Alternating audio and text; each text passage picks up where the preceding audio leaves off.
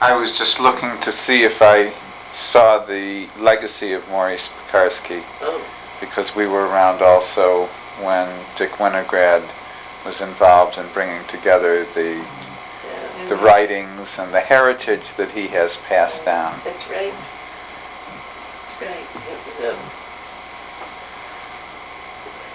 I mean, his book was compiled of. He was not a writer. Right. He didn't enjoy writing. He didn't like to write, and was frustrated about writing. So he didn't write. Really, there was nothing excepting what if somebody taped something that he said somewhere. You know, you had it. But there was another thing. He had this thing about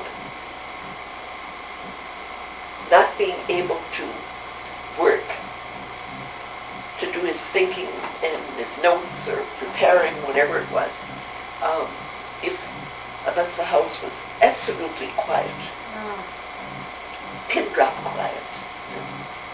So he used to get after us, everybody, go to bed, so that he can sit down and write preparation of a course or, you know, whatever it was. You know. And he'd sit at the typewriter late at night, and he would type away at something he was trying to get at, and then he wouldn't even complete it once he saw it in its completion. At that point, if he was giving a course, he could pick it up, and he knew how it. Well, that's how far the writing went.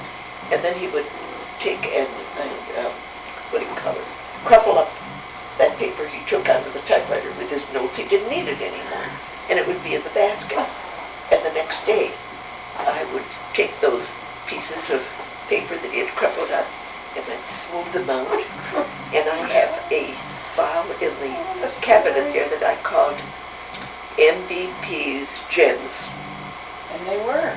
And in there, I just put those scraps, you know, because I'd read them, and they were just so precious. And so when National Hillo was going to produce this book, and they asked me if I had any material that I could share with them, and I said I only have these bits of wisdom, you know, these gems I call them. And some of them appeared in the book, just the way there's some improvements, you know, for better to for better than progressive. Yeah, that's right.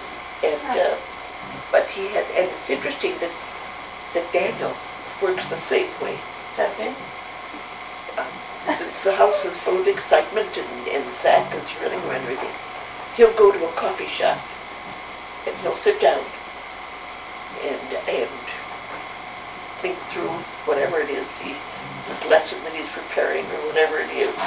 And it's the same way. Is that interesting? Does he throw it away too? I doubt it. I don't know. No. I guess his outlines remain intact.